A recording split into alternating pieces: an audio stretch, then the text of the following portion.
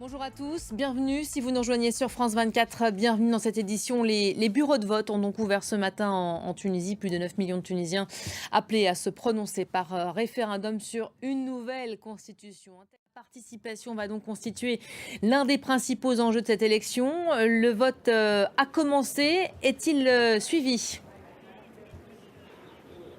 Alors, nous nous trouvons dans un bureau de vote à Lariana, un quartier de Tunis. Lilia Blaise en direct de Tunisie. Merci à vous Lilia qu'on retrouvera évidemment pour nous faire vivre cette journée de vote. Les suites à présent de la tournée africaine de Sergueï Lavrov, le chef de la diplomatie russe, est arrivé hier soir à Oyo dans le nord du Congo. C'est la deuxième étape de sa visite débutée au Caire la veille en Égypte où il...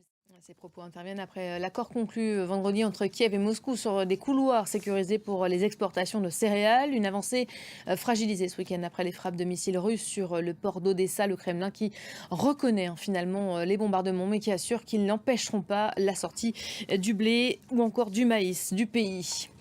Nombreuses réactions ce matin en direction de la Birmanie après l'annonce de ces exécutions. La junte a fait exécuter 4 prisonniers par...